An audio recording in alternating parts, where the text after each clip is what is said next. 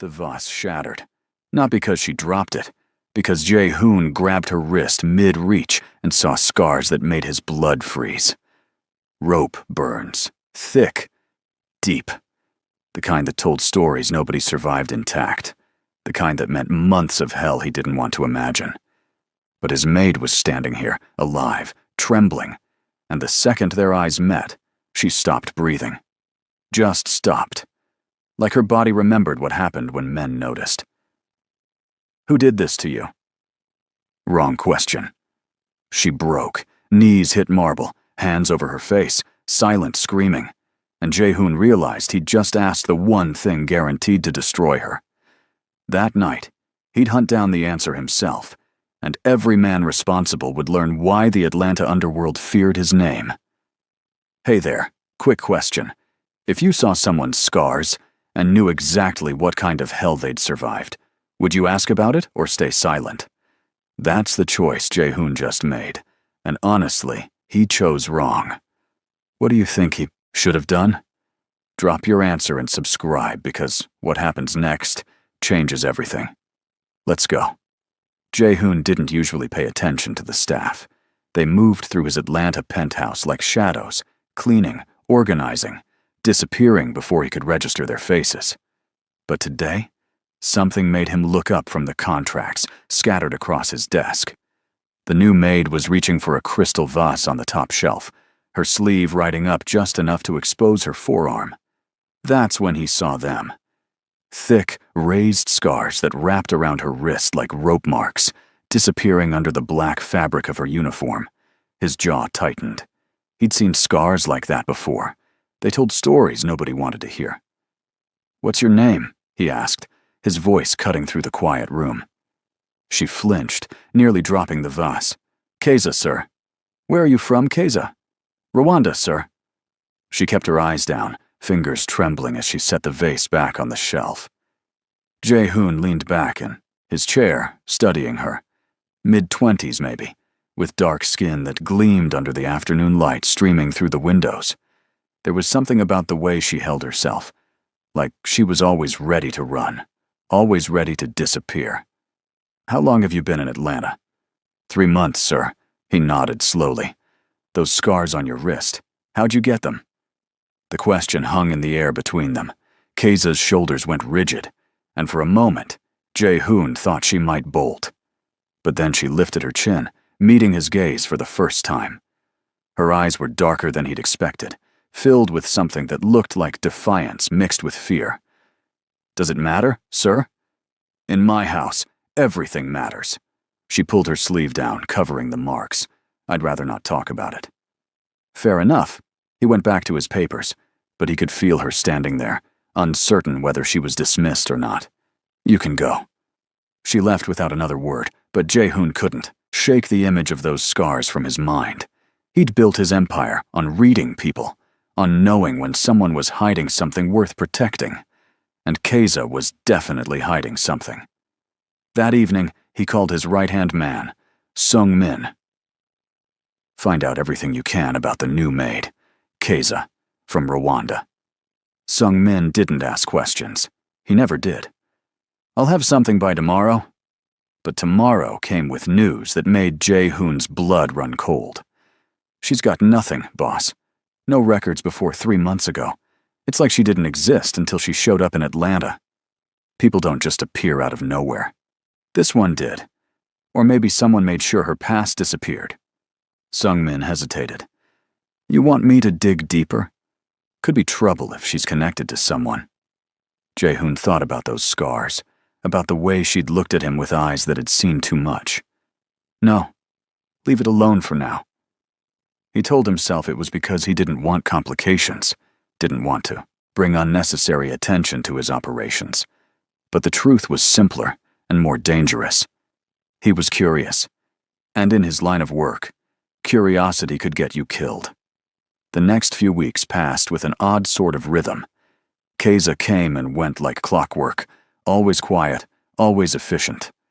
She never spoke unless spoken to, never made eye contact unless absolutely necessary. But Jae-hoon found himself watching her anyway, noticing small things he had no business noticing. The way she always wore long sleeves, even when it was hot. The way she jumped at sudden noises. The way she never, ever turned her back to a door. It reminded him of himself, actually. Of the things he'd learned growing up in his father's house, where trust was currency and betrayal was always just one mistake away. One afternoon, he came home early and found her in his study, dusting the bookshelves. She didn't hear him come in, too focused on her work. He watched from the doorway as she paused in front of a particular book, a collection of Rwandan poetry he'd acquired years ago without really knowing why. Her fingers traced the spine in a gentle motion. Then she pulled it from the shelf and opened it, her lips moving silently as she read. "You can borrow it if you want." She slammed the book shut, spinning around with wide eyes. "I'm sorry, I shouldn't have. It's fine." He walked into the room, hands in his pockets. "You read Kinyarwanda?" "Yes, sir." "The book yours if you want it." She looked at him like he'd offered her poison. "I can't accept that." "Why not?" "Because." She struggled for words, her accent becoming thicker with emotion. "Because people don't just give things away. There's always a price." Jae-hoon felt something twist in his chest. Yeah, he understood that. "No price. Just a book collecting dust on my shelf." She stared at him for a long moment, and he could see her trying to figure out his angle, trying to understand what game he was playing. Finally, she nodded, clutching the book to her chest like a lifeline. "Thank you, sir." "Jae-hoon. You can call me Jae-hoon when it's just us." "That wouldn't be appropriate, sir." "Probably not." He smiled slightly. "But I'm saying you can anyway." She didn't respond, just ducked her head and hurried past him, still holding the book like it might disappear if she let go. After that, things shifted between them. Not dramatically, not obviously. But there was something there now, some invisible thread connecting them in ways Jae-hoon couldn't quite explain. He started leaving books out for her, poetry mostly, sometimes history. She never acknowledged them directly, but they always disappeared and reappeared, carefully placed back on the shelf with pages slightly worn from reading. And he started talking to her. Nothing important at first, just comments about the weather or asking how her day was going. She'd answer in short, careful sentences, always maintaining that professional distance. But slowly, so slowly he almost didn't notice it happening, she started talking back. "Your accent," she said one day, surprising him as he worked through financial reports. "It's different when you're on the phone. More American." He glanced up. "Code switching. Necessary in business. Must be exhausting. Being two different people." "Isn't everyone?" She considered this, her head tilting slightly. "Maybe. But some of us do it to survive. Others do it to win." "And which one are you?" "The first one." No hesitation, no shame in her voice. Always the first one. Jae-hoon set down his pen, giving her his full attention. "What are you surviving, Keza?" She met his eyes, and for just a second, he saw something raw and painful flash across her face. Then it was gone, replaced by that careful blankness she wore like armor. "The same things we're all surviving, sir. Life." It wasn't an answer. Not really. But it was more than she'd given him before, and Jae-hoon found himself wanting to know everything. Every scar, every story, every reason she'd learned to look at the world like it was full of traps waiting to spring. That night, against his better judgment, he called Sung-min again. "I need you to look into something for me, quietly." "Always quiet, boss. What's the target?" "Rwandan refugees who came to the States in the last year, specifically women, mid-20s, traveling alone." Sung-min was silent for a beat too long. "This about the maid? Does it matter?" "It does if you're getting attached." Jae-hoon's hand tightened on the phone. "I'm not attached. I just want to know who's in my house." "Sure, boss. Whatever you say." The report came 3 days later, and it made Jae-hoon wish he'd never asked. There had been an attack in a small village outside Kigali 2 years ago. Armed men, probably militia remnants from old conflicts, had raided homes looking for valuables. They'd taken prisoners, used them for forced labor and control. Most of the prisoners had been killed when government forces moved in. A few escaped in the chaos. And one woman, one survivor, had used the scars around her wrists, rope burns from being tied up for months, to claim asylum in the United States. Jae-hoon stared at the report until the words blurred together. Then he locked it in his safe and tried to pretend he'd never seen it. But he couldn't, because now when he looked at Keiza, he saw past the careful mask she wore. He saw someone who'd been broken and put herself back together with nothing but will and determination. Someone who understood, maybe better than anyone he'd ever met, what it meant to survive in a world that wanted you dead. Someone who reminded him entirely too much of himself. The next morning, he found her in the kitchen, preparing his breakfast. She moved with practiced efficiency, her hand steady as she sliced fruit and arranged it on a plate. Keiza. Yes, sir? I need you to do something for me. She turned, wariness creeping into her expression. What is it? Stop calling me sir. I've told you before that it's Jae-hoon. Just Jae-hoon. I'm not asking now. His voice was softer than the words suggested. When it's just us, no formalities. Deal? She studied him with those dark, knowing eyes. Why? Because I'm tired of being sir to everyone. Because you're the only person in this house who looks at me like I'm human instead of a paycheck. He paused, the honesty surprising even himself. Because I want to hear you say my name. The silence stretched between them, heavy with things neither of them knew how to say. Finally, Keiza nodded, so slight he almost missed it. Okay. Jae-hoon. The way she said it, with her accent curling around the syllables, made something warm unfurl in his chest. Dangerous. This was getting dangerous. But Jae-hoon had never been good at walking away from danger. Good. He picked up a piece of mango from the plate, the sweetness bursting on his tongue. This is perfect, by the way. Thank you. She hesitated, then added, My mother taught me. Before. She didn't finish, but she didn't have to. Jae-hoon understood the weight of before, the way it hung over everything, coloring the present with shadows of the past. She taught you well. Keiza smiled, and it was small and sad and absolutely devastating. She tried to teach me lots of things, how to cook, how to be patient, how to forgive.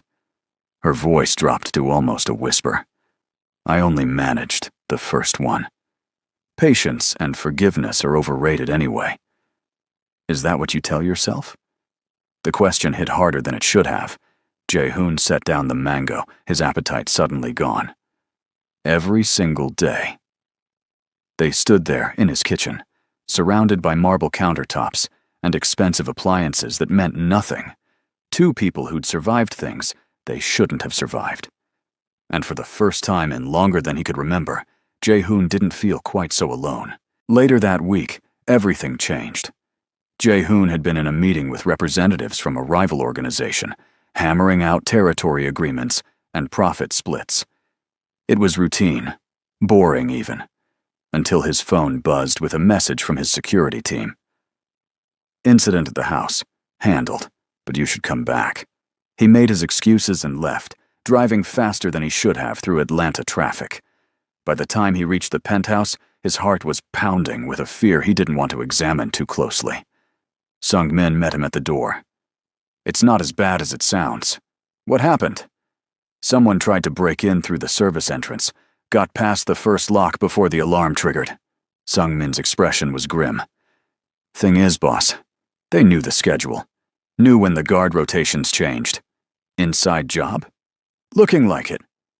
Jae-hoon's mind raced through possibilities, through lists of people who had access, who might have reason to betray him. Where's Keiza? In her room. She's pretty shaken up. She was in the kitchen when it happened. Saw the guy before the alarm went off. He took the stairs, two at a time, not bothering to question why finding Keiza was his first priority. Her room was at the end of the hall, a small space she kept meticulously clean. He knocked once, then pushed the door open when there was no answer. She was sitting on the bed, arms wrapped around herself, eyes fixed on nothing. She didn't look up when he came in. "Keza." Nothing. He sat down beside her, careful to leave space between them. "You okay?" I saw his face. Her voice was hollow, distant. I saw him, and I froze. Like I was back there, back in that place, and I couldn't move, couldn't breathe, couldn't do anything but wait for it to happen again. Jae-hoon's hands clenched into fists. "Did he hurt you?" "No." The alarm scared him off. She finally looked at him, and her eyes were wet with unshed tears. But he could have. I was right there, and he could have taken me, and I just stood there like someone who's been through trauma and had a normal human reaction to danger. He kept his voice steady, fighting the urge to find whoever had broken in and make them pay for putting that look on her face. "You didn't do anything wrong. I'm supposed to be past this. It's been 2 years, Jae-hoon. 2 years, and I'm still human, still healing." He did something he'd never done before, reaching out to take her hand in his. Her skin was cold, trembling. Healing isn't linear. It's not a deadline you meet and then everything's fine. It's messy and complicated, and sometimes you take 10 steps back for every 1 step forward. She stared at their joined hands. "How do you know that?" "Because I've been there." The admission came easier than it should have. Different trauma, same aftermath, same late nights wondering if you'll ever feel normal again. "Do you? Feel normal?" "Sometimes. On good days." He squeezed her hand, gently. "And sometimes I still wake up expecting my father to walk through the door with a gun and a lecture about loyalty." Keza's eyes widened. "Your father died 5 years ago, shot by someone he trusted." Jae-hoon smiled without humor. "Ironic, really. He spent his whole life teaching me that trust was weakness, and it's what got him killed in the end. I'm sorry." "Don't be. He wasn't a good man." He paused, then added, "But he was my father, and I guess part of me still misses him sometimes. The idea of him anyway, even if the reality was something else entirely." They sat in silence, hands still clasped, 2 damaged people trying to figure out how to exist in a world that had tried to break them. Finally, Keza spoke. "Thank you." "For what?" "For not treating me like I'm fragile. For just being here." Jae-hoon stood up, reluctantly letting go of her hand. "Get some rest. I'll have extra security posted tonight." "Jae-hoon," he turned back. Would you mind staying? Just for a little while." She looked embarrassed, asking, "I don't want to be alone right now." Every rational part of his brain screamed that this was a bad idea, that he was crossing lines he'd sworn never to cross. But the part of him that understood loneliness, that recognized a kindred spirit in her dark eyes, was louder. "Yeah, I can stay." He pulled up a chair and sat by her bed, and they talked until the sun went down, about nothing and everything, about books and food and the strange beauty of Atlanta's skyline at night. And when she finally fell asleep, exhausted from fear and crying, Jae-hoon stayed right where he was, keeping watch like he could somehow protect her from all the monsters in the world, even though he knew he was probably one of them. The investigation into the break-in took 3 days, and what Sung-min found made Jae-hoon's carefully controlled world tilt sideways. It was Ji-won. Jae-hoon looked up from his desk, certain he'd heard wrong. "My cousin? You're telling me my own blood tried to rob me?" "Not rob. Gather intel." Sung-min dropped a folder on the desk. "He's been feeding information to the Choi family for months. Schedules, security codes, business deals, everything." The betrayal shouldn't have surprised him. This was the life he'd chosen, the world he'd inherited from his father. Family meant nothing when money and power were on the table. But still, Ji-won had grown up in his house, eaten at his table, sworn loyalty 100 times over. Where is he now? Disappeared, probably hiding with the Choi's in their compound outside Austin. Jae-hoon's jaw clenched in fury. Set up a meeting. Tell them I want Ji-won back, and I want him back now. Boss, maybe we should think this through. The Choi's have been looking for an excuse to move on our territory. This could be a trap. I don't care. He put Keza in danger. The words came out harsher than he'd intended. He put my house in danger. I want him dealt with. Sung-min's eyebrows rose slightly, but he didn't comment on Jae-hoon's slip. I'll make the call. After he left, Jae-hoon sat alone in his study, anger and something uglier churning in his gut. He'd spent years building walls around himself, keeping everyone at arm's length, trusting no one completely. And somehow, in the space of a few weeks, a Rwandan refugee with sad eyes and rope-burned wrists had slipped past every defense he had. It terrified him. A soft knock interrupted his thoughts. Keza stood in the doorway, holding a tray with tea, and those little honey cakes he pretended not to like but always finished. You've been in here for hours, she said quietly. Thought you might need something. I'm fine. You're clenching your jaw so hard I can hear your teeth grinding from the hallway. She set the tray down, her movements careful, practiced. What happened? He shouldn't tell her. It wasn't her problem, wasn't her world. But the words came anyway, tumbling out like he couldn't hold them back. It was my cousin, the break-in. He's been selling me out to a rival organization. Keza's hand stilled on the teapot. Family. In name only, apparently.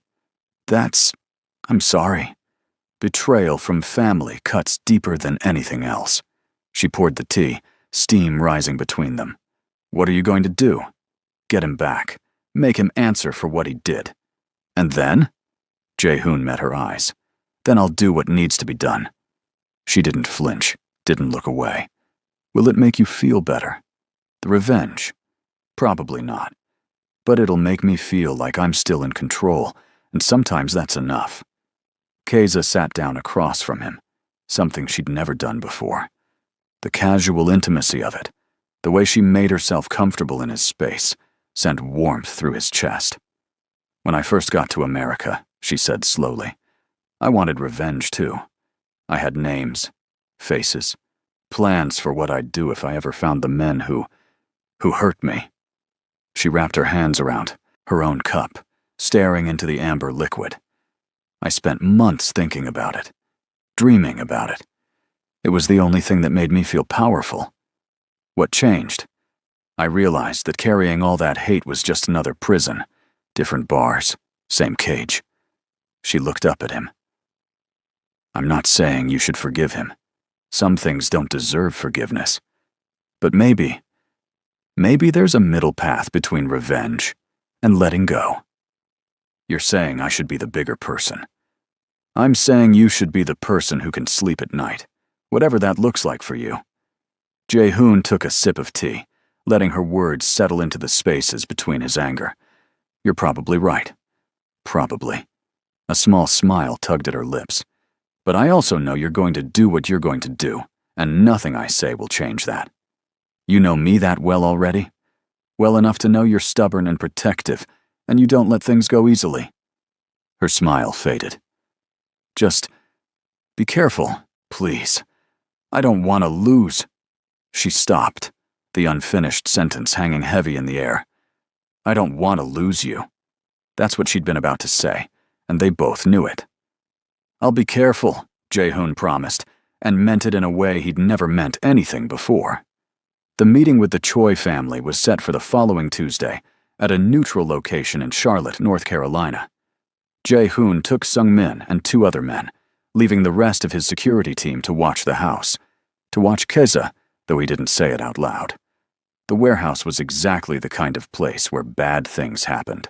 Concrete floors, fluorescent lights, and enough shadows to hide a dozen armed men.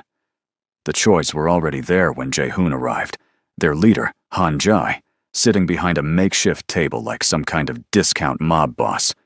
Jae-hoon, good to see you. Where's Ji-won? Han-jae smiled, all teeth and no warmth.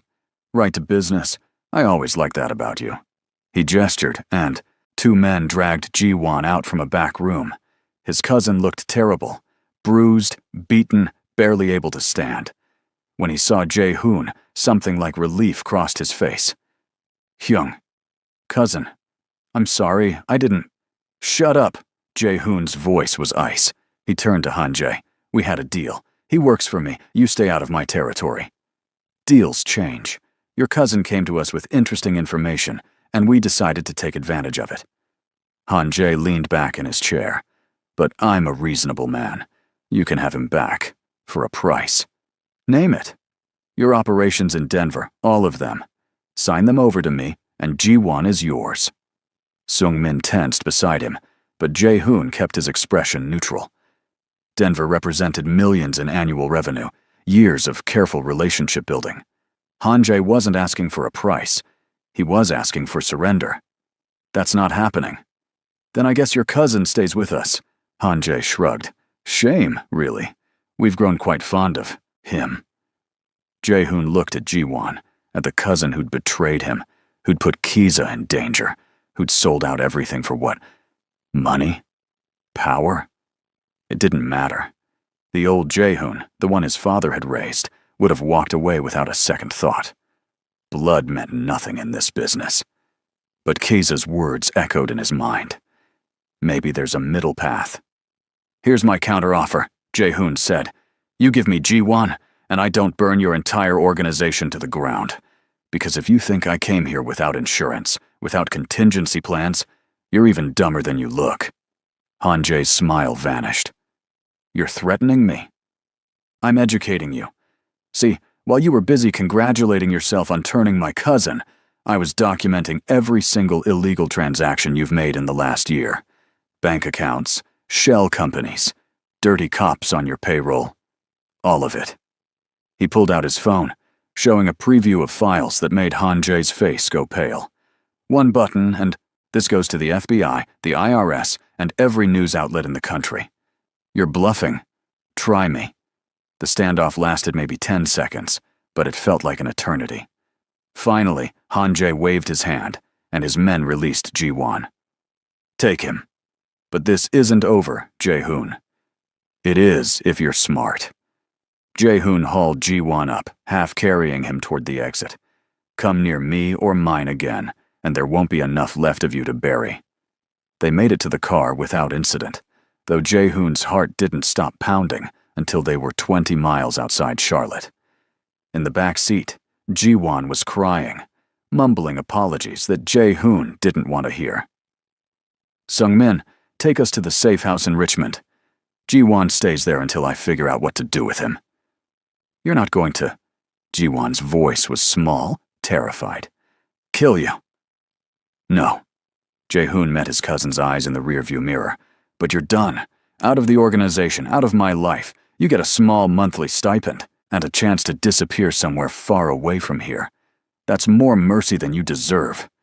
Thank you. Thank you. I swear I'll... Save it. I don't want your gratitude. I just want you gone. The rest of the drive passed in tense silence. When they finally reached the safe house, Jae-hoon watched as Ji-won was taken inside. Watched as the last piece of his blood family was cut away like a diseased limb. It should have hurt more. Maybe it would later, when the adrenaline wore off and he had time to process everything. But right now, all he felt was exhausted relief and an overwhelming need to get home, to get back to Kiza.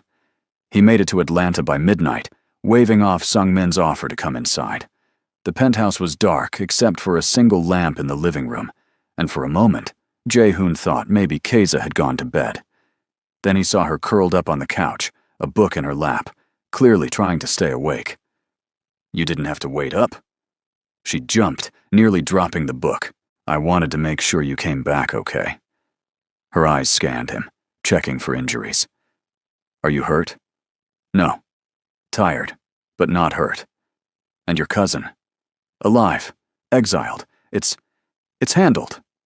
He sat down beside her, suddenly aware of how close they were, how easy it would be to reach out and touch her. You were right, by the way. about the middle path. What did you do?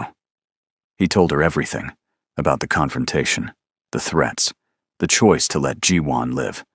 And as he talked, Keiza listened with those dark, understanding eyes, not judging, not offering platitudes, just being there.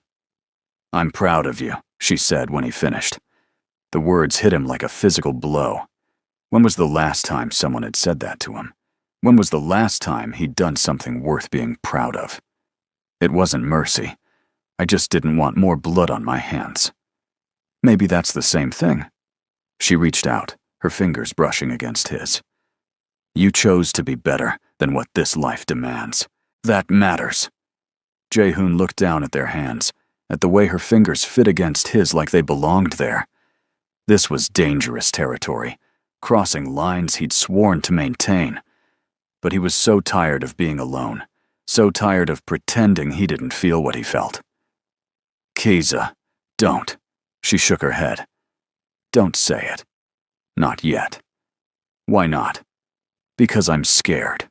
Because you're my employer, and I'm your employee, and there are 1,000 reasons this is a terrible idea. Her voice dropped to barely a whisper. And because if you say it, if you make this real, I won't be able to pretend I don't feel it too. He should have pulled away, should have put distance between them, gone back to professional boundaries and safe emotional territory. Instead, he lifted her hand to his lips, pressing a gentle kiss to her knuckles. Then I won't say it. Not tonight. Her breath caught, and for a moment, they just sat there, hands clasped, hearts pounding, balanced on the edge of something neither of them knew how to navigate. You should get some sleep, Keiza finally said, though she didn't pull her hand away. So should you. In a minute. I just want to sit here a little longer. So they did, sitting in the lamplight, while Atlanta hummed outside the windows, two people who'd survived impossible things, trying to figure out if they were brave enough to survive falling in love.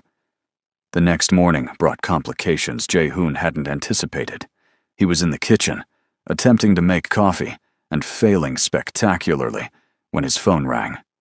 Unknown number, which usually meant trouble. Yeah? Jae-hoon Park? A woman's voice, professional and cold. Who's asking? My name is Claire Whitmore. I'm an immigration attorney, and I'm calling about Keiza Mukamana. Jae-hoon's blood turned to ice. What about her? Her asylum case is being reviewed. There's a hearing scheduled for 2 weeks from now, and she needs legal representation. I was hoping we could meet to discuss. What do you mean, reviewed? She already has asylum. Temporary protected status, yes. But there's been a challenge filed by... Well, that's something I'd rather discuss in person. Can you have Ms. Mukamana call me?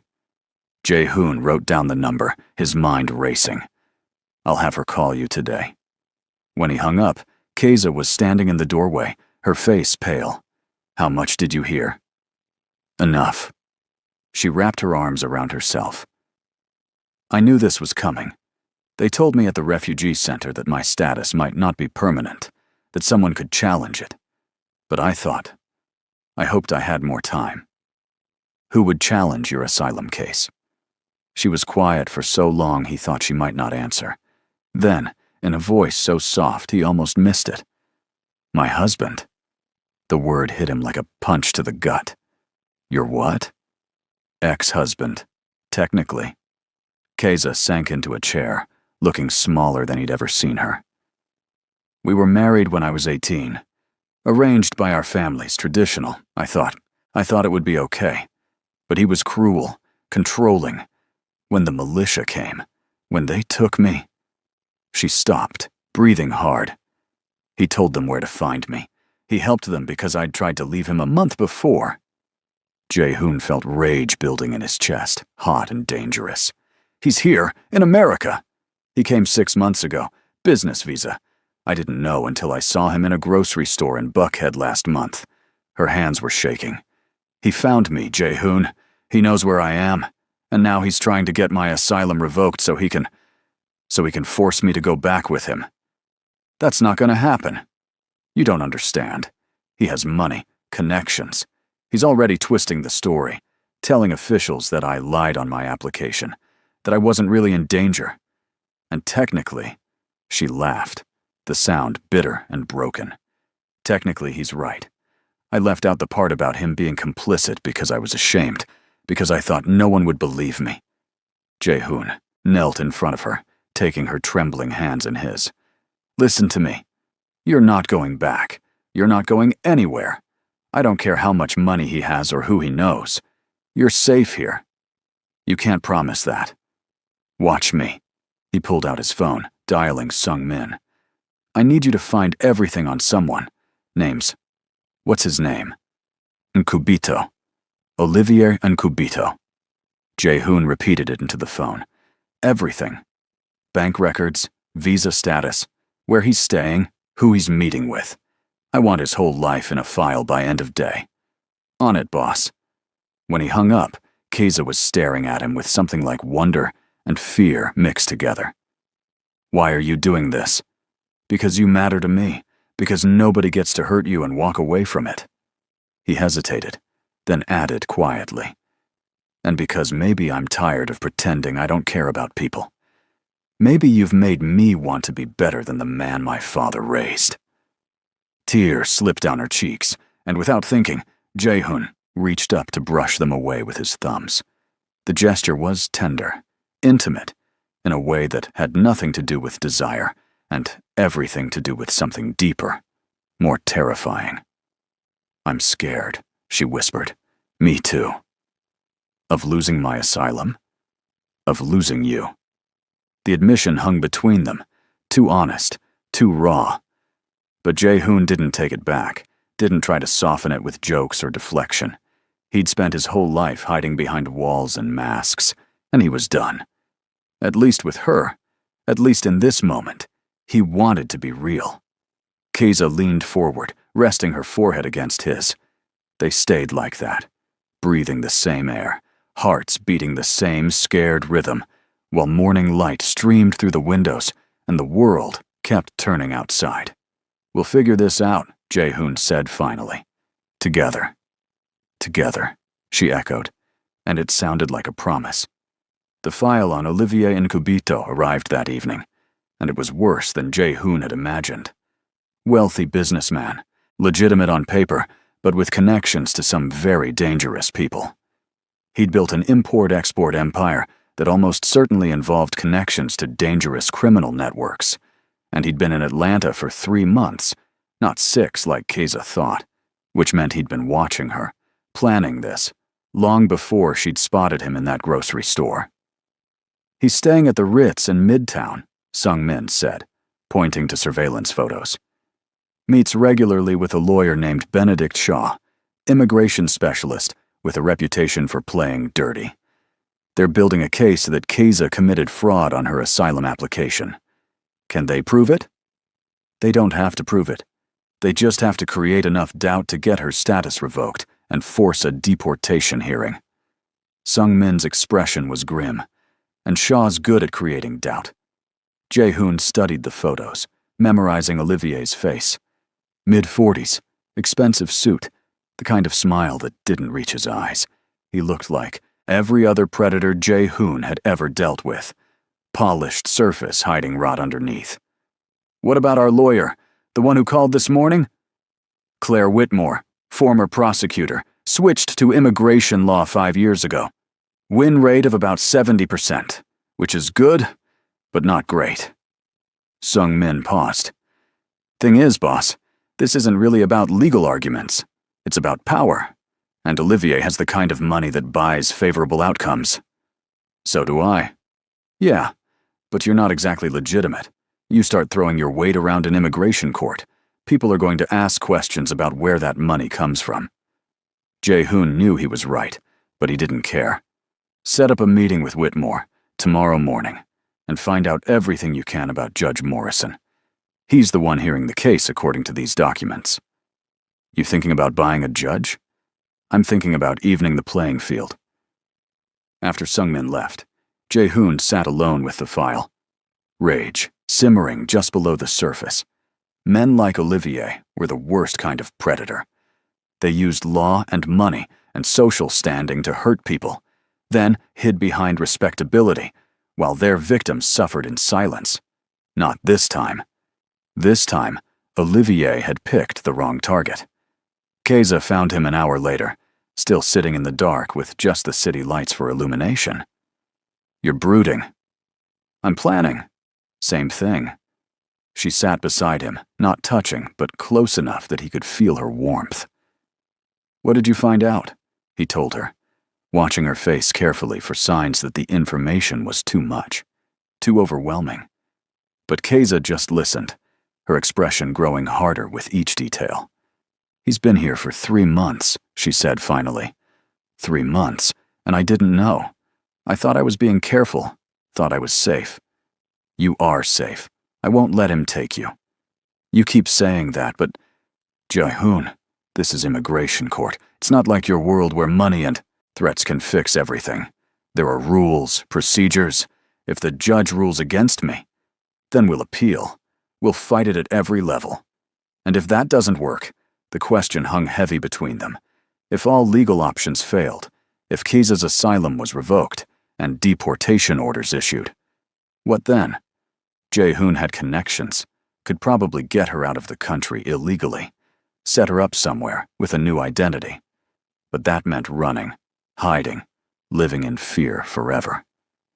"Let's not get ahead of ourselves," he said quietly. "We've got 2 weeks to build a case, and I've got resources Olivier doesn't know about. We're not beaten yet." Keza nodded, but he could see the fear in her eyes, the way her hands twisted together in her lap. Without thinking, he reached over and stilled them with his own hands, threading their fingers together. "Talk to me. What are you thinking?" "I'm thinking that I finally found something worth staying for, and it's all about to be ripped away." Her voice cracked slightly. "I'm thinking that maybe I should just go back, face whatever comes, before more people get hurt because of me." "Don't." The word came out sharper than he'd intended. "Don't you dare give up. Not now, not ever." "I'm tired, Jae-hoon. I'm so tired of fighting, of running, of being afraid. Maybe." He cupped her face with both hands, forcing her to look at him. "You're the strongest person I've ever met. You survived things that would have destroyed most people, and you're still here, still fighting, still living. Don't let him take that from you. Don't let him win." "But what if I can't?" "You can. We can." He pressed his forehead to hers, the gesture becoming familiar, comforting. "I know I'm asking you to trust me, to believe in something when you've been given every reason not to trust anyone. But I'm here, Keza. I'm not going anywhere, and I will burn the whole world down before I let him hurt you again." She closed her eyes, tears slipping free. "Why? Why do you care so much?" "Because I love you." The words sat on his tongue, begging to be spoken. But it was too soon, too raw, too dangerous to say out loud. So instead, he said the only other truth he had. "Because you made me remember what it feels like to be human. Because you see me. Not the organization. Not the money. Not the reputation. Just me. And nobody's done that since." He stopped, swallowing hard. "Nobody's ever done that." Keza opened her eyes, and they were swimming with emotions he couldn't name. Slowly, carefully, she reached up and placed her hand against his chest, right over his heart. "I see you," she whispered. "All of you. The good parts and the broken parts and everything in between. And I'm not going anywhere either." The kiss happened so naturally he almost didn't realize it was happening. Just a soft press of lips to her forehead, gentle and reverent, full of everything he couldn't put into words. Keza sighed against him, her hands clutching his shirt, like he was the only solid thing in a tilting world.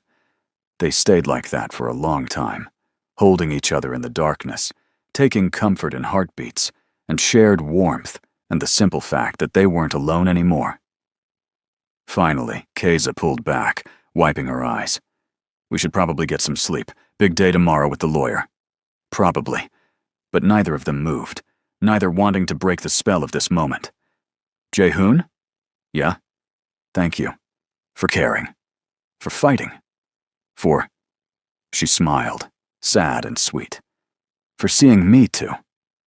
After she left, Jae-hoon sat in the darkness and made a decision. He was going to protect Keza, no matter the cost. And if that meant revealing things about himself he'd kept hidden, using methods he'd sworn to avoid, crossing lines he'd never thought he'd cross. So be it. Some things were worth the risk. She was worth the risk. The meeting with Claire Whitmore happened in a conference room at her downtown office. She was younger than Jae-hoon, expected, maybe early 30s, with sharp eyes that missed nothing. Mr. Park, Ms. Mukamana, thank you for coming. She gestured to chairs. I've reviewed the challenge to your asylum status, Keza, and I'm not going to lie, it's concerning. How bad? Keza asked, her voice steady despite the fear Jae-hoon could see in her eyes. They're claiming you omitted material facts from your application, specifically that you were married to Mr. Nkubito, and that he's disputing your account of events in Rwanda. They've got affidavits from people who claim the attack on your village wasn't as severe as you described, that you left voluntarily. That's a lie, all of it. I believe you.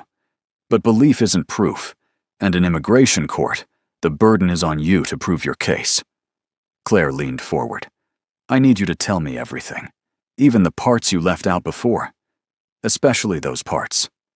So Keza told her story again, this time including all the painful details she'd omitted from her original application.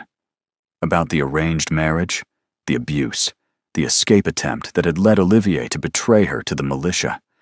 About the months of captivity, the things done to her and the other prisoners that she could barely speak about without her voice breaking. Claire took notes, her expression neutral, but her jaw tight. When Keza finished, the lawyer sat back. This is what we should have had from the beginning. With this information, we can build a much stronger case. But I lied on my application, Keza said. By omission, maybe. But still. You omitted details about your marriage, yes. But you didn't lie about the persecution, the danger, or your fear of returning. Those are the material facts for asylum. Claire's expression softened slightly.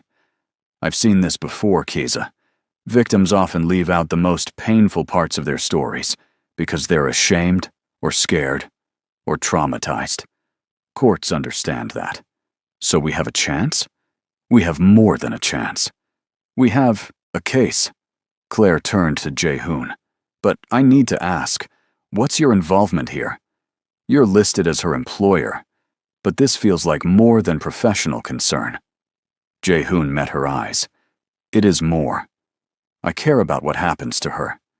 Romantic involvement could complicate things. So could standing by and watching someone I care about get destroyed by a system that's supposed to protect her. Claire studied them both, then nodded slowly. Okay. Just be prepared for Shaw to use your relationship against us. He'll paint it as Keza using you for protection, as evidence of unstable character, or something equally ridiculous. Let him try, Jae-hoon said coldly. I've dealt with sharks before. After the meeting, they drove back to the penthouse in silence. Keza stared out the window, watching Atlanta blur past, lost in thoughts Jae-hoon could only guess at. You okay? He asked finally. I don't know. Maybe? She turned to look at him. Having to tell all of that again to lay out every horrible thing that happened. It brought it all back. Like I'm still there, still trapped. Jae-hoon reached over, taking her hand. You're not there. You're here, with me, and you're safe. Am I, though? Because it feels like Olivier's reach is everywhere. Like he's always going to find a way to hurt me. Not this time. This time, you've got someone fighting back. She squeezed his hand. I'm not used to having someone on my side. It's strange. Good strange. But strange. They spent the rest of the day preparing for the hearing. Claire sent over a list of documents they'd need, people who might be willing to testify on Keza's behalf. It was exhausting work, digging up proof of a past Keza wanted to forget. That evening, Jae-hoon found her on the balcony, staring out at the city lights. He brought 2 glasses of wine, handing her one. You don't drink, she said, surprised. Tonight I do. Feels like we could both use it. They stood side by side, sipping wine and watching the world below. After a while, Keza spoke. Tell me about your father. The real story, not the sanitized version. Jae-hoon wasn't sure why he wanted to tell her, only that the words came easier with her than they'd ever come with anyone else. He was a monster, really. Built his empire on blood and fear. Taught me to do the same. I was 12 when I saw what his world really cost. 15 when I had to make impossible choices to survive. He took a long drink. He said it was necessary. Said emotion was weakness and love was a trap. And I believed him because he was my father, and I didn't know any better. But you got out, did I? I'm still running his organization, still making the same kind of deals, still surrounded by violence and lies. He looked at her. Until you, I thought this was all there was, this endless cycle of power and paranoia. And now? Now I think maybe there's more. Maybe I don't have to be what he made me. Jae-hoon set down his glass. You make me want to be better, Keza. And I don't know if I can be, if it's even possible to change this much. But I want to try. She turned to face him fully, her eyes searching his. You're already better than you think you are. The fact that you question yourself, that you care about being good. Your father never did that, did he? No. He was always certain, always convinced he was right. Then you're not him. You're not even close. She reached up, her hand gentle against his cheek. You're Jae-hoon, stubborn, protective, surprisingly kind when you think no one's looking. And that's enough. You're enough. Something in his chest cracked open at those words, some ancient wound he'd been carrying since childhood. Before he could think better of it, he pulled her into his arms, holding her close while the city sparkled below and the night air wrapped around them. I don't deserve you, he murmured into her hair. Good thing it's not about deserving then. It's about choosing, about showing up, about fighting for what matters. She pulled back just enough to look at him. And you showed up for me, Jae-hoon. That's everything. He kissed her forehead, soft and lingering, pouring all the feelings he couldn't say into the gesture. And when they finally went inside, they fell asleep on the couch together, hands intertwined, finding peace in proximity. The next week was a blur of preparation and anxiety. Claire worked tirelessly on the case, while Sung-min kept tabs on Olivier's movements. They discovered he was meeting with immigration officials, probably greasing palms and spinning his narrative. But Jae-hoon had his own connections, his own ways of applying pressure. 3 days before the hearing, everything changed. Sung-min called at 2 a.m, his voice urgent. We've got a problem, big one. What happened? Olivier's not working alone. He's got backing from a Korean organization out of Los Angeles, the Kim family. Jae-hoon went cold. The Kims were old rivals, had been trying to push into his territory for years. Why would they care about Keza? They don't, but they care about you. Word is, they found out about your relationship with her and decided to use it against you. They're funding Olivier's legal team, providing resources, all to destabilize your position. So this was never about Keza, it was about getting to me. Looks like it. And boss, there's more. They've got evidence of some of your less legal activities. They're threatening to leak it to the feds if you interfere with the asylum case. Jae-hoon's mind raced. If the Kims exposed him, it wasn't just his freedom at risk. It was everyone who worked for him, everyone who depended on him. But if he backed off, Keza lost everything. Not a choice, really. It had never been a choice. Let them leak it. I'm not abandoning her. Boss, think about this. I have. Get me a meeting with the Kim's leadership. Tomorrow, I'll handle this myself. When he hung up, Keza was standing in the doorway, having heard enough to understand. You can't sacrifice everything for me. Watch me. Jae-hoon, please. This is exactly what they want. They're using me to destroy you. Then we'll be destroyed together. Because I'm not letting you face this alone. and I'm done letting fear dictate my choices." He crossed to her, taking her hands. "My whole life, I've played it safe, kept my distance, protected myself above all else. And I'm tired of it. I'm tired of being alone in a world full of people. You changed that. You made me feel alive again, made me remember what it's like to care about something more than survival. So no, I'm not backing down. Not now, not ever." Tears streamed down her face. What if we lose? Then we lose. But at least we'll lose fighting, standing together instead of apart. He pulled her close, pressing a kiss to the top of her head. "I love you, Kiza. I should have said it before, should have been brave enough to admit it. But I'm saying it now. I love you, and nothing the Kims or Olivier or anyone else does will change that." She looked up at him, eyes shining. "I love you too. So much it terrifies me." "Good. We can be terrified together." They held each other while the dawn broke outside, two people who'd found something worth fighting for in each other. And when morning came, Jae-hoon went to war.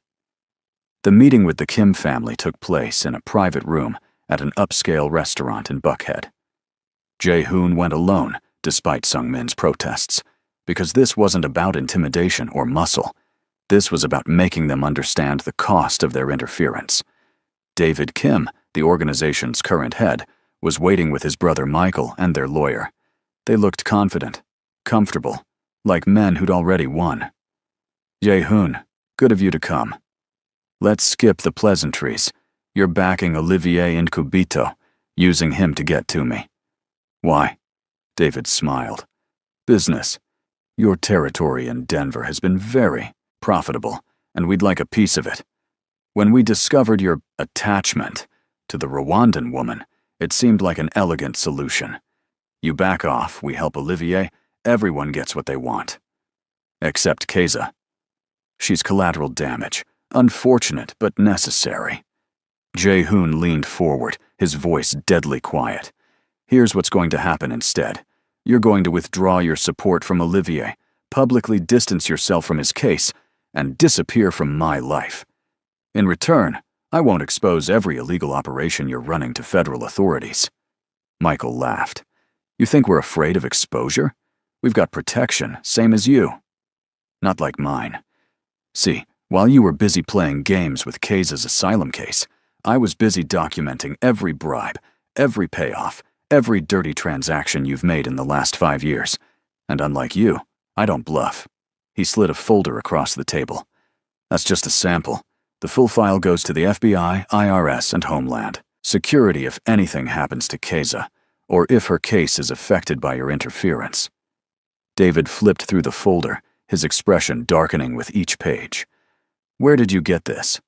Does it matter? What matters is that I have it, and I'm willing to use it. You'd destroy yourself in the process. Your operations aren't exactly clean either." "True, but I'm willing to burn it all down if it means protecting her.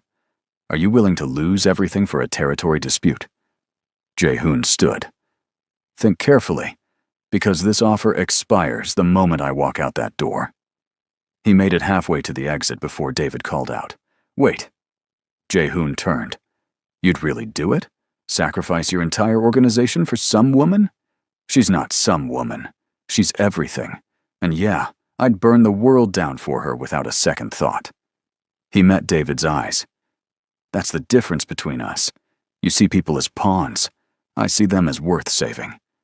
David exchanged looks with his brother, some silent communication passing between them. Finally, he nodded. "Fine. We'll back off.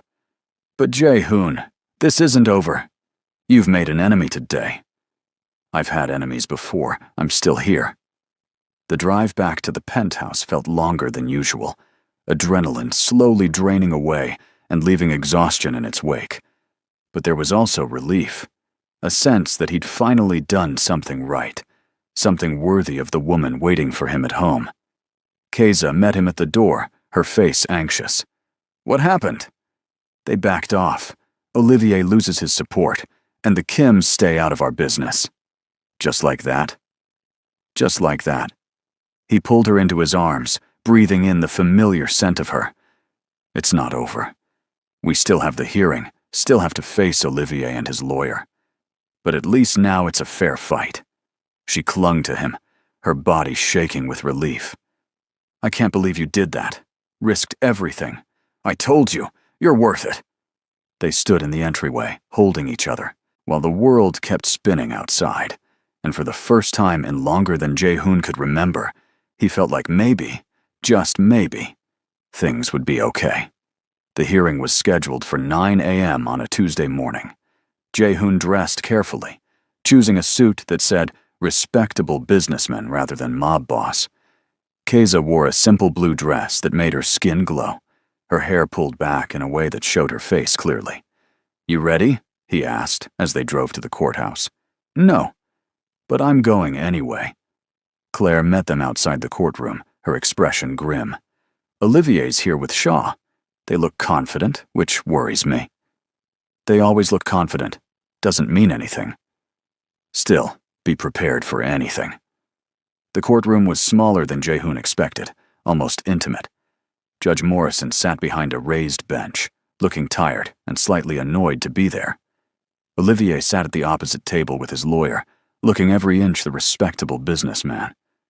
When his eyes found Keiza, something predatory flashed across his face. Jae-hoon's hands clenched into fists, but Keiza's touch on his arm steadied him. Don't. He's trying to get a reaction. It's working. I know. But we're better than this, remember. We don't sink to his level. The hearing began with Shaw presenting Olivier's case. He painted Keiza as a liar and opportunist, someone who'd fabricated her persecution story to gain entry to the United States. He had affidavits from people in Rwanda claiming the attack on her village was minimal, that she'd left of her own accord. Furthermore, Shaw said smoothly, Ms. Mukamana failed to disclose her marriage to my client, a material omission that calls into question the veracity of her entire application. We're asking that her asylum status be revoked immediately.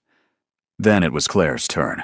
She methodically dismantled Shaw's arguments, presenting evidence of the attack, medical records documenting Keiza's injuries, testimony from other survivors who'd made it to the States.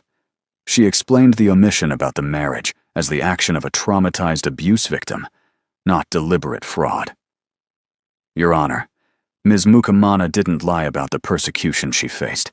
She simply couldn't bear to relive the fact that her own husband had betrayed her to her captors. That's not fraud. That's trauma. Judge Morrison listened to both sides, occasionally asking questions. When the arguments concluded, he leaned back in his chair. I'm going to take a brief recess to review the evidence. We'll reconvene in 30 minutes. Those 30 minutes felt like an eternity. Jae-hoon and Keiza sat in the hallway, not speaking, just holding hands and trying to breathe. Whatever happens, Keiza said quietly, thank you. For everything. Don't talk like it's over. I'm just preparing myself. In case, no. He turned to face her fully. We're not giving up. Not until the very end. When they were called back in, Judge Morrison looked at Keiza with an expression that was hard to read. Ms. Mukamana, I've reviewed all the evidence presented today, and I have some concerns about the omission regarding your marriage. However, having read the medical reports and heard the testimony, I'm inclined to believe that omission was the result of trauma rather than intentional fraud. Keiza's hand tightened on Jae-hoon's. That said, Mr. Ankubito's challenge has raised legitimate questions that require further investigation. Therefore, I'm ordering a continuance. Your asylum status will remain in place pending additional review, which I'm ordering to be completed within 90 days. At that time, we'll have another hearing to make a final determination. It wasn't a win, but it wasn't a loss either. Just more waiting, more uncertainty. Shaw stood immediately. Your Honor, we object. The evidence clearly shows. Your objection is noted and overruled, Mr. Shaw. This hearing is adjourned. Outside the courthouse, Claire looked relieved. That was actually the best outcome we could have hoped for. Morrison is giving us time to build an even stronger case. So, we're safe for now? For 90 days, yes. But we need to use that time wisely. She looked at Keza. I'll need more documentation, more witnesses if possible. People who can corroborate your story, beyond what we already have. I'll get you whatever you need, Jae-hoon said firmly. After Claire left, Jae-hoon and Keza stood on the courthouse steps, watching people stream past on their way to their own legal battles. 90 days, Keza said. 3 months to prove my whole life isn't a lie. We'll do it. We'll find everything we need, and then some. She leaned against him, exhausted. I just want it to be over. I want to stop looking over my shoulder, stop waiting for the other shoe to drop. I know. He pressed a kiss to her temple. But until then, you've got me. Every single day, you've got me. The next few weeks settled into a new normal. Claire worked on gathering additional evidence, while Sung-min kept eyes on Olivier, making sure he didn't try anything outside the legal system. And Jae-hoon learned what it meant to actually be in a relationship. They'd never officially defined what they were to each other, but it didn't matter. The labels felt unimportant compared to the reality of shared mornings and late-night conversations, of cooking together and falling asleep with their fingers intertwined. One evening, Keza was making Rwandan food. Ibihaza, a dish her mother had taught her before everything fell apart. The kitchen smelled amazing, spices and vegetables combining into something that made Jae-hoon's mouth water. Can I help? She looked up, surprised. You want to cook? I want to learn. This is important to you, so it's important to me. She showed him how to chop the vegetables properly, how to layer the flavors just right. Their hands bumped as they worked, comfortable touches that sent warmth through his chest. My mother always said that food is how we remember, Keza said softly. Every dish carries a story, a piece of who we were. Tell me about her. Your mother. Keza smiled, sad but genuine. She was strong, stronger than anyone I've ever known. She survived the genocide in the 90s, rebuilt her life from nothing, raised 3 children mostly alone because my father died when I was young. She stirred the pot slowly. She taught me that survival isn't just about staying alive.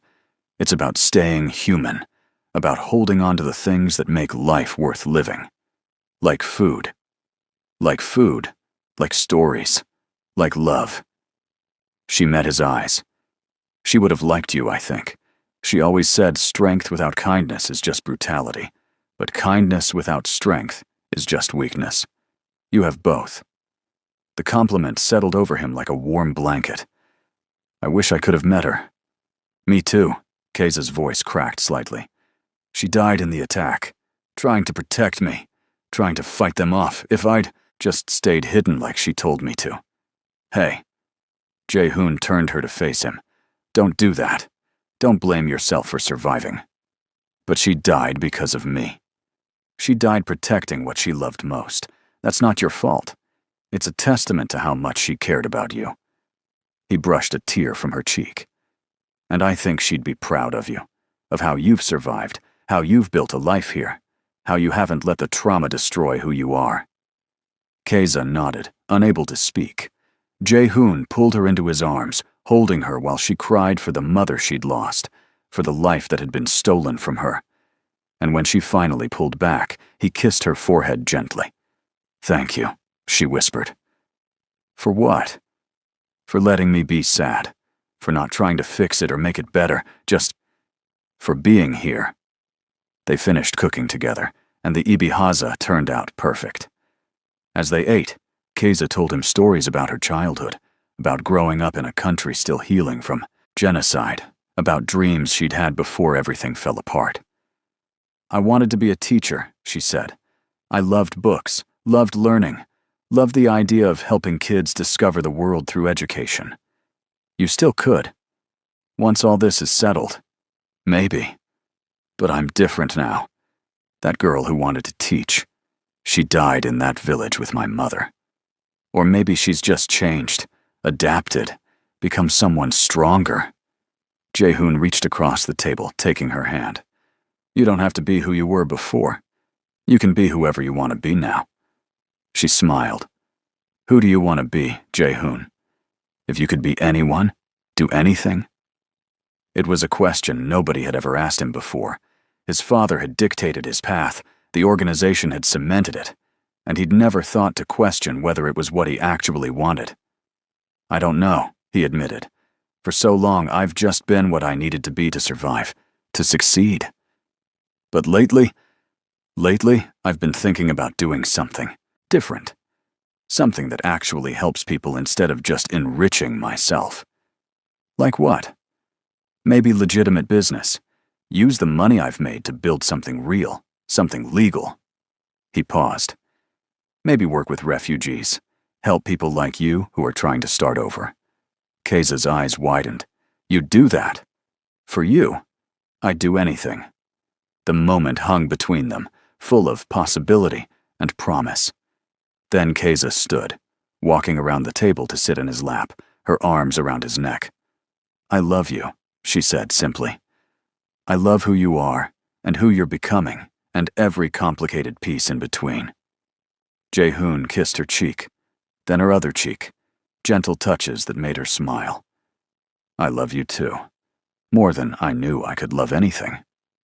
They stayed like that, wrapped in each other while the city hummed outside, two people finding healing in unexpected places. The 90 days passed faster than Jae-hoon wanted. Claire assembled an impressive case. More witnesses, more documentation, expert testimony about trauma, and why victims often omit painful details. They even found the doctor who'd first treated Keiza when she escaped, who could testify about her injuries and psychological state. But Olivier wasn't backing down either. He brought in his own experts, people who questioned Keiza's credibility, who suggested she was manipulating the system. The second hearing was more intense than the first. Shaw hammered at Keiza during cross-examination, trying to trip her up, to make her contradict herself. But she held firm, answering each question with quiet dignity. When it was Olivier's turn to testify, Jae-hoon had to physically restrain himself from reacting. The man lied so smoothly, painting himself as a concerned husband, trying to save his troubled wife from her own delusions. I love Keiza, Olivier said, his voice dripping with false sincerity. I just want to bring her home, get her the help she needs. Jae-hoon wanted to shout, to call him out for the monster he was. But Keiza's hand on his arm kept him grounded. Finally, after hours of testimony, Judge Morrison called for a recess to make his decision. This time, the wait was even worse, because they knew this was it. No more continuances, no more delays. Whatever Morrison decided would stand. When they were called back in, the judge looked directly at Keiza. Ms. Mukamana, I've considered all the evidence presented over the course of these hearings. While I have concerns about the initial omission regarding your marriage, I'm persuaded by the medical and psychological expert testimony that this omission was the result of trauma rather than intentional fraud. He paused. Furthermore, the evidence of persecution you faced is overwhelming and credible. Therefore, I'm denying Mr. Nkubito's challenge and upholding your asylum status. The relief was so intense that Jae-hoon almost couldn't breathe. Keiza collapsed against him, sobbing, while Claire smiled triumphantly. Olivier stood abruptly, his face twisted with rage. This is ridiculous! She's a liar! A fraud! Mr. Nkubito, you will control yourself in my courtroom, Morrison said sharply. This hearing is concluded. Bailiff, please escort Mr. Nkubito out. As Olivier was led away, still protesting, he locked eyes with Keiza one last time. This isn't over. But it was. Jae-hoon made sure of it. That night, he called in every favor he had, used every connection in his network. By morning, Olivier's business visa was under investigation for fraud. His import-export company was being audited by 3 different federal agencies, and certain information about his involvement with militia groups in Rwanda had mysteriously found its way to Interpol. Olivier would be lucky to avoid deportation himself, much less threaten Keiza again. When Sung-min reported that Olivier had fled the country, presumably back to Rwanda to avoid prosecution, Jae-hoon felt something release in his chest. It was done. She was safe. He found Keiza on the balcony, her favorite spot for thinking. She turned when she heard him approach, her face peaceful in a way he'd never seen before. "It's over," she said wonderingly. "It's actually over. It's over." She launched herself at him, and he caught her easily, spinning her around while she laughed. When he set her down, she cupped his face in her hands. "Thank you. For everything. For believing me. For fighting for me. For loving me when I'd forgotten how to love myself. You don't have to thank me. Loving you is the easiest thing I've ever done." She kissed his cheek, soft and sweet. "What happens now?" "Now? Now we figure out what comes next. Together." He took her hands. "I meant what I said before, about changing things, about building something legitimate. And I want you with me, every step of the way." "As what? Your maid?" She was teasing, her eyes bright with humor. "As my partner, in business and in life and in everything else." He hesitated, then added, "Eventually, if you want. As my wife." Keiza's breath caught. "You're proposing?" "Not yet. Not when everything's been so chaotic. But I'm promising. When the time is right, when we've both had a chance to heal and breathe and just be, I'm going to ask you properly.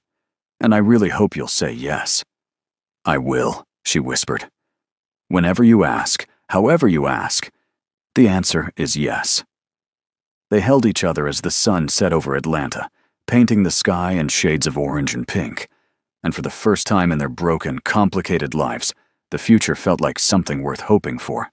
6 months later, Jae-hoon stood in front of the newly opened Park Mukamana Foundation, a nonprofit dedicated to helping refugees build new lives in America.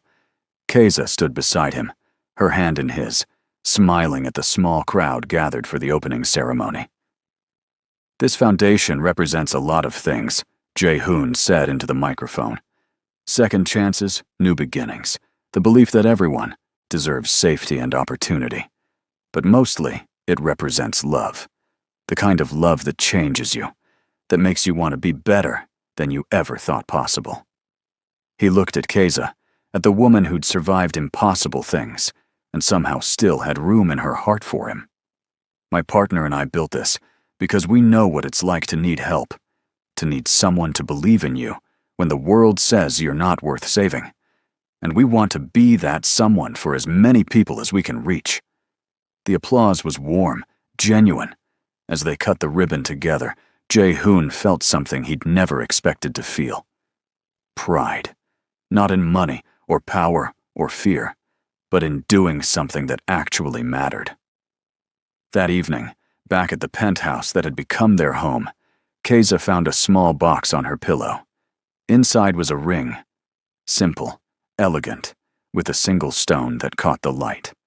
She turned to find Jae-hoon on one knee, his eyes full of love and hope and just a little fear.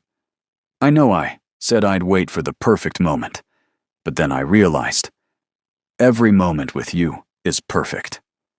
Keiza Mukamana, you saved my life in ways you'll never fully understand. You made me believe in love, in goodness, in the possibility of redemption. Will you marry me?" She dropped to her knees in front of him, taking his face in her hands. "Yes. 1,000 times yes." He slipped the ring on her finger, then kissed her forehead, her cheeks, the tip of her nose. Everywhere except her lips, saving that sweetness for their wedding day. "I love you," he murmured against her skin. "I love you too. So much." They stayed on the floor of their bedroom, holding each other close. Two people who'd found healing in the most unexpected place, in each other's arms. And as the city sparkled below, and the future stretched out before them, full of possibility and promise, they knew that whatever came next, they'd face it together. Because love, real love, wasn't about perfect circumstances or easy paths. It was about showing up, about fighting for each other, about choosing to build something beautiful from broken pieces. And they'd done exactly that. So here's the thing. We pour our hearts into these stories because we believe everyone deserves a love that heals them. If Keza and Jae-hoon's journey made you feel even a fraction of what we felt writing it, smash that like button. Subscribe and stick around, because trust me, we've got more stories that'll wreck you in the best way possible.